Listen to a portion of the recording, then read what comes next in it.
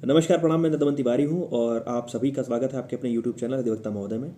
लखनऊ विश्वविद्यालय के आपके एलएलबी 3 ईयर्स कोर्स में, एलएलबी 5 ईयर्स कोर्स में सेमेस्टर एग्जाम्स को लेकर के, आपके विषयों के इंपॉर्टेंट टॉपिक्स को लेकर के हम लोग लगातार बात कर रहे हैं। और आज उसी क्रम में, उसी श्रृंखला में हम लोग बात करेंगे एलएलबी 3 ईयर्स में सेकेंड ईयर में जो आपका पेपर 4 है। एलएलबी 3 ईयर्स में सेकेंड ईयर में थर्ड सेमेस्टर का जो आपका पेपर 4 है, कोड ऑफ सिविल प्रोसीजर का और लॉ ऑफ लिमिटेशन का, उसको लेकर के हम अगर बात करें तो सबसे पहले एक बार सिलेबस को देख लेते हैं। पहली यूनिट आपकी इंट्रोडक्शन की है, जिसमें आपको decree, judgment, order, foreign court means आपको जो डेफिनेशन क्लॉज सीपीसी का जो शुरुआत का पोर्शन दिया हुआ है पढ़ना होता है आपको। उसी में आपके पास कुछ कंसेप्ट है, जैसे रेस सब जुडाइस है, रेस सब जुडिकेटा है, रेस्ट्रिक्शन है, कैविएट है, इनहेरेंट पावर है, रेस सब जुडाइस, रेस सब जुडिकेटा, रेस्ट्रिक्शंस, कैविएट और इनहेरेंट पावर्स और कोर्ट, सारे के सारे आपके लिए बहुत इंपॉर्टेंट कंसेप्ट हैं। दूसरी यूनिट में कैसे एक सिविल सूट कैसे इनिशिएट की जाती है, उसके जो तमाम सारे स्टेप्स हैं, उसका जो जुरिडिक्शन है, उसका जो प्लेस ऑफ सुइंग है, कहाँ पर उसको सू किया जाएगा, कहाँ पर उसको दाखिल किया जाएगा, इंस्टीट्यूट कैसे किया जाएगा। उसके बाद प्लीडिंग का मीनिंग है, ऑब्जेक्ट है, उसके जो रूल्स हैं तमाम सारे, तीन रूल्स हैं। और प्लीडिंग का जो अमेंडमेंट है उसमें संशोधन कैसे हो सकता है, प्लेंट के बारे में, रिटर्न स्टेटमेंट के बारे में, सूट का जो पार्टी होगा कौन होगा, डिस्कवरी को लेकर के है, इंस्पेक्शन को लेकर के है, डॉक्यूमेंट को प्रोड्यूस कैसे किया जाएगा, उसके लिए कैसे कहा जाएगा, पार्टीज के अपीयरेंस का और नॉन अपीयरेंस का क्या हिसाब किताब है, और फर्स्ट हियरिंग का क्या मतलब होता है। तीसरी यूनिट आपके इंटरिम ऑर्डर्स को लेकर के, कमीशन को लेकर के, अरेस्ट बिफोर जजमेंट और अटैचमेंट बिफोर जजमेंट को लेकर के, टेम्पोररी इंजंक्शंस के बारे में है, इंटरलॉक्यूटरी ऑर्डर्स है, रिसीवर है, सिक्योरिटी ऑफ कॉस्ट है, लागत। चौथी यूनिट आपकी suit by or against government है, सूट बाय इंडिजेंट पर्सन है, इंटरलॉक्यूटरी सूट है, इंटरप्रीटर सूट है, और समरी प्रोसीजर कैसे होता है, और सूट्स जो पब्लिक न्यूसेंस से रिलेटेड हैं। तो इस प्रकार की जो आपकी ये 1 2 3 4 यूनिट है, उसमें आपका जो सीपीसी का जो पहला पोर्शन है, सीपीसी जो आप पहली बार में पढ़ते हैं, वो यहाँ पर है। इसके अगर इंपॉर्टेंट टॉपिक्स की बात करें, अगर हम सवालों की बात करें तो जो आपके लिए सवाल यहाँ पर ज़रूरी इंपॉर्टेंट से हैं, उसको लेकर के अगर हम बात करें तो पहला तो आपको जो डेफिनेशन क्लॉज में आपको आपकी सारी चीज़ें लिखी हुई हैं, जैसे डिक्री है, जजमेंट है, ऑर्डर है। डिक्री, जजमेंट, ऑर्डर का मतलब क्या होता है, डिक्री, जजमेंट, ऑर्डर, इन सबके डिक्री के जैसे प्रकार पूछे जाते हैं कई बार कि डिक्री के प्रकार कितने होते हैं। डिक्री के प्रकार मीन्स प्रीलिमिनरी डिक्री है, फाइनल डिक्री है, कौन कौन से ऐसे ऑर्डर्स हैं जो डिक्री की तरह यूज होते हैं, उन सारी चीज़ों को लेकर के है। ऑर्डर का मतलब क्या होता है, ऑर्डर का मतलब क्या होता है, और ऑर्डर के मतलब के साथ साथ में डिक्री में, ऑर्डर में, जैसे पिछली बार एक सवाल आया था कि डिक्री ऑर्डर में 6 अंतर या 5 अंतर ऐसे करके बताइए। तो डिक्री, ऑर्डर, जजमेंट, इन सब चीज़ों को लेकर के आप कायदे से तैयार रहिए, वहाँ से सवाल पूछे जाने की काफ़ी उम्मीद रहती है। उसके बाद हम अगर जब आगे बढ़ते हैं, जैसे डिग्री के अगर सवाल की बात करें तो डिग्री का मतलब क्या होता है, इसके एसेंशियल एलिमेंट क्या है, प्रारंभिक डिग्री का मतलब, फाइनल डिग्री का मतलब क्या होता है, इस प्रकार के सवाल है। दूसरा जो आपके लिए कंसेप्ट है, रेस सब्जुडाइस, रेस सब्जुडिकेटा, दोनों बहुत ही जरूरी है। सवाल इस प्रकार से आ सकता है कि पूर्व न्याय के सिद्धांत से आप क्या समझते हैं, और पूर्व न्याय के सिद्धांत को, रेस जुडिकेटा के सिद्धांत को कैसे कार्यान्वित करते हैं, उसकी जो आवश्यक शर्तें हैं उसको बताइए। इस प्रकार के सवाल आपसे पूछे जाने की उम्मीद है। या इसको इस प्रकार से पूछ सकते हैं कि एक विवाद जो है, एक विवाद के लिए, किसी डिस्प्यूट के लिए एक मामला और उसका एक जजमेंट आना ही पर्याप्त है। एक हिंदी में कहें तो एक विवाद के लिए एक वाद एवं एक अभिनिश्चय पर्याप्त है। इस सिद्धांत की विवेचना कीजिए, सिद्धांत के बारे में बताइए, इस प्रकार की चीज़ें। अगला जो सवाल है कि जो उसके जो जुरिस्डिक्शन को लेकर के है, उसको फाइल करने को लेकर के है, कि जो सीपीसी के अंतर्गत जो सूट इंस्टीट्यूट किया जाएगा, जो वाद प्रस्तुत किया जाएगा, उसके प्रस्तुत करने का जो स्थान है, और कौन उसका जो प्रकृति है, किस प्रकृति के वाद जो हैं, किस प्रकृति के जो केस हैं, उनको कोड ऑफ सिविल प्रोसीजर के अंदर दाखिल किया जा सकता है। तो दो चीज़ें आपको जाननी है, एक तो सूट का नेचर कैसा होना चाहिए, और कौन सी ऐसे सूट्स हैं जिनको सिविल नेचर का सूट कहा जाएगा, और दूसरी चीज़ ये है कि उसको कहाँ पर, कौन सी उपयुक्त जगह है, कौन सी युक्तियुक्त जगह है, कौन सा जो उसका जुरिस्डिक्शन है, क्षेत्राधिकार है, वो कहाँ पर है एक वाद को समुचित रूप से दायर करने का, दाखिल करने का। जैसे इस प्रकार का एक सवाल है कि कानपुर का कोई निवासी है ए, वो लखनऊ निवासी किसी बी के खिलाफ एक अपमानजनक जो बात है वो सीतापुर में प्रकाशित करवा देता है, तो वो छापा कहीं और गया और रहता कहीं और है, उसने मुकदमा कहीं और कराया, तो क्या इस प्रकार का बात सुसंगत है, क्या इस प्रकार से बात दायर किया जा सकता है। इस प्रकार के इलस्ट्रेशन को लेकर के भी तैयार रहिएगा। प्लीडिंग का जो मसला है पूरा का पूरा, एक तो प्लीडिंग आपके लिए, प्लीडिंग से मतलब क्या समझते हैं, प्लीडिंग का मतलब क्या होता है, ओरल प्लीडिंग का मतलब क्या होता है, सप्लीमेंट्री प्लीडिंग का मतलब क्या होता है, इस प्रकार की चीज़ों को जाने रहिएगा। और प्लीडिंग के 3 रूल्स हैं कि फैक्ट बताइए, लॉ ना बताइए, फैक्ट बताइए, एविडेंस ना बताइए, सारवान रखिए, उसको संक्षेप में रखिए। इस प्रकार के जो प्लीडिंग के रूल हैं उसको कायदे से पढ़ करके जाइएगा। और प्लीडिंग का मतलब क्या होता है, ओरल प्लीडिंग का मतलब क्या होता है, प्लीडिंग में कैसी चीज़ें ऐड की जाएंगी, कैसे उसको अमेंड किया जाएगा, कैसे उसमें संशोधन होगा, सारी चीज़ें से अवगत होकर के जाइएगा। आगे बढ़े तो आपके लिए कमीशन बहुत ज़रूरी है। कमीशन के विषय में देख लीजिएगा कि कौन कौन से मामलों में कमीशन जारी हो सकता है। कई बार आपसे पूछा जाता है कि क्या राष्ट्रपति को, क्या प्रधानमंत्री को, क्या मुख्यमंत्री को, क्या राज्यपाल को समन भेज करके किसी छोटे से वाद में अपना बयान देने के लिए, अपना बयान दर्ज कराने के लिए न्यायालय में आमंत्रित किया जा सकता है, या न्यायालय में आने को बाध्य किया जा सकता है, या कोई और प्रक्रिया है, या कमीशन किन लोगों को जारी किया जा सकता है, इस प्रकार की चीज़ें। Attachment before judgment, arrest before judgment बहुत पुराना सवाल है और बहुत प्रिय सवाल है पूछने वालों का। तो अरेस्ट को लेकर के, अटैचमेंट को लेकर के, जो दोनों जजमेंट के पहले किस प्रकार से अरेस्ट हो सकती है, किस मसले में निर्णय के पूर्व कुर्की हो सकती है, किस मसले में निर्णय के पूर्व गिरफ्तारी हो सकती है, कायदे से पढ़ करके आइएगा, वहां से सवाल पूछे जाने की उम्मीद है।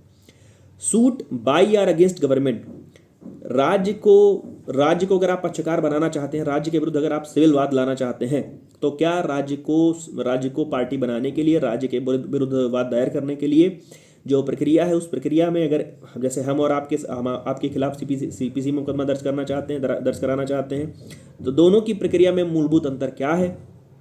सूट बाई गवर्नमेंट या सूट अगेंस्ट गवर्नमेंट की जो प्रक्रिया है, उसमें नोटिस की क्या व्यवस्था है, धारा 80 है या कौन सी धारा है वो आप देखिए।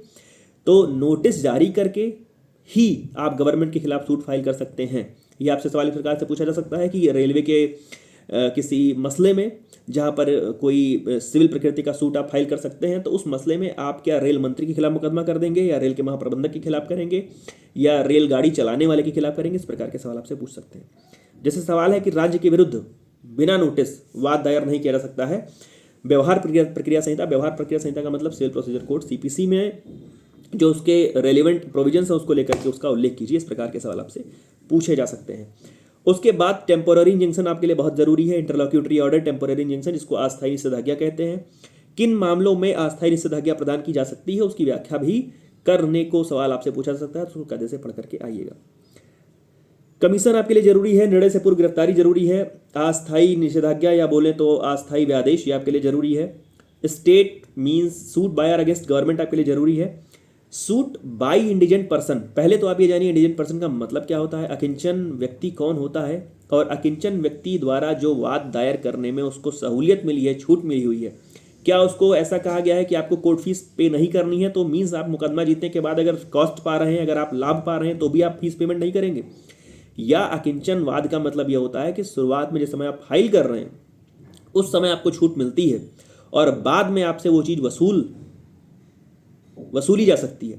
तो अकिंचन का मतलब क्या है, अकिंचन की परिभाषा में कौन लोग आते हैं, किन लोगों को अकिंचन कहा जाएगा, किन लोगों को इंडिजेंट पर्सन कहा जाएगा, और वो इंडिजेंट पर्सन की जो प्रक्रिया है सिविल प्रोसीजर कोड में सूट फाइल करने की, वो क्या है, उसको लेकर के आप तैयार होकर के कायदे से आइए। थोड़ा सा और आगे अगर हम बढ़ें तो पब्लिक न्यूसेंस को लेकर के सवाल आप जरूर पढ़ लीजिएगा।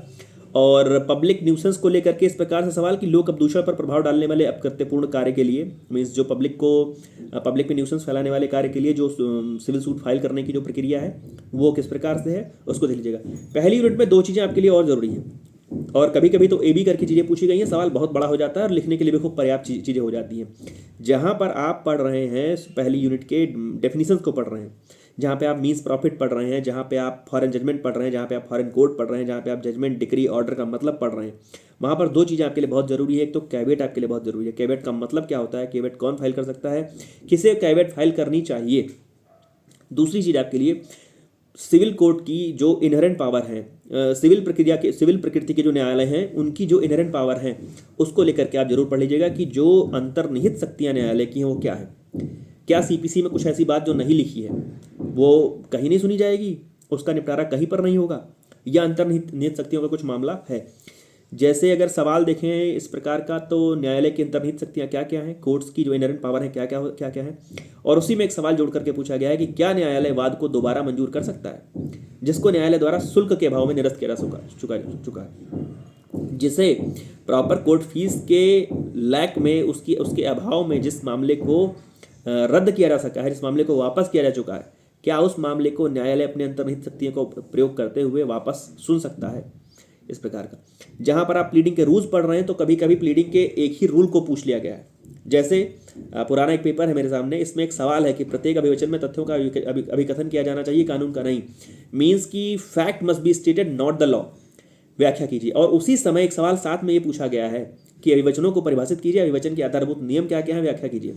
तो जिस समय आप प्लीडिंग के रूल्स पढ़ रहे हैं, जिस समय आप अभिवचन के मूलभूत सिद्धांत पढ़ रहे हैं, जिस समय आप अभिवचन के प्लीडिंग के तीनों सिद्धांत पढ़ रहे हैं, उस समय ये भी तैयार रखिएगा कि कोई उसमें से एक रूल को भी बड़े सवाल के रूप में पूछा जा सकता है। तो इतना कंटेंट आप तैयार करके आइएगा, इतना कंटेंट आप पढ़ करके आइएगा। बाकी कमीशन को लेकर के, इंटरप्रीटर सूट को लेकर के सवाल पूछा गया है, लेकिन मुझे लगता है कि मैं ऐसे तो सब बता दूंगा, तो उसको छोड़ सकते हैं। आपको जितने सवाल अभी हम लोगों ने अभी शुरुआत में डिस्कस किए हैं, वहाँ से सवाल आपके लिए आ सकते हैं। छोटी छोटी टिप्पणियों के लिए अगर देखा जाए तो ओरल प्लीडिंग को लेकर के सवाल पूछा गया है। प्लेंट का मतलब क्या होता है, मीन्स प्रॉफिट का मतलब क्या होता है, रिटन प्लीडिंग का मतलब क्या होता है, इंटरलॉक्यूटरी ऑर्डर का मतलब क्या होता है, रिप्रेजेंटेटिव सूट का मतलब क्या होता है। और ये सारे जो मैं चीज़ें बता रहा हूँ, ये कुछ ऐसा नहीं कि आपको उसके अतिरिक्त पढ़ना है, ये कहीं ना कहीं आप जो मैंने सवाल बताए हैं उसमें आप कहीं ना कहीं उस चीज़ को पढ़ करके आ रहे हैं। सूट फाइल करने की एक व्यवस्था होती है, रिप्रेजेंटेटिव सूट होती है, तो आप पहले ही कहीं पढ़े होंगे, तो वहाँ पर मैं उसको दोबारा से दोहरा ही रहा हूँ। सिक्योरिटी फॉर कॉस्ट और वाद हेतुक मीन्स उसको बोले तो किस, जैसे हम लोग 32 to 226 पढ़ते हैं, वो सब मैं भूल रहा हूँ। विचाराधीन न्याय का मतलब क्या होता है, या छोटे छोटे अगर टिप्पणियों को अगर हम देखें जहाँ पर छोटे छोटी चीज़ों पूछ गए, जैसे प्रेजेंट और एब्सेंट का, पार्टीज के प्रेजेंट और एब्सेंट होने का जो परिणाम है वो क्या रहा है, किस केस में कोर्ट कमीशन जारी कर सकता है। जिस समय आप कमीशन पढ़ रहे हैं उस समय आप उसको पढ़ करके आएंगे, जाहिर सी बात है। छोटे छोटे अगर उसकी बात करें तो फॉरेन कोर्ट फॉरेन जजमेंट का पूछा गया है, मतलब क्या होता है, रेस जुडिस का मतलब क्या होता है, कॉन्स्ट्रक्टिव रेस जुडिकेटा, प्रलिखित प्रांग न्याय का क्या मतलब होता है, कोर्ट ऑफ स्मॉल कॉजेस का मतलब क्या होता है, प्लीडिंग में अमेंडमेंट का मतलब क्या होता है, अल्टरनेटिव प्लीडिंग का मतलब क्या होता है, प्लीडिंग का ऑब्जेक्टिव क्या होता है, फैक्टा प्रोबेंडा फैक्टा प्रोबेंसिया, ये आपसे भी पूछा गया है। फ्रेमिंग ऑफ इश्यूज का मतलब क्या होता है, कमीशन आप पढ़ ही करके आएंगे, इंटरलॉक्यूटरी ऑर्डर, रिसीवर को भी थोड़ा सा देख लीजिएगा। तो यहाँ से मुझे लगता है आपको 10 पूरे सवाल, 10 करीब 7 8 9 सवाल आपको पूरे मिलने वाले हैं। तो ढेर सारी शुभकामनाएं आप सभी को। आपका अगला पेपर है LLB CRPC का पेपर है, क्रिमिनल प्रोसीजर कोड का पेपर है। जल्दी उसके वीडियो को लेकर के मैं उपस्थित हो जाऊंगा। तब तक जुड़े रहिए मेरे साथ। धन्यवाद, प्रणाम।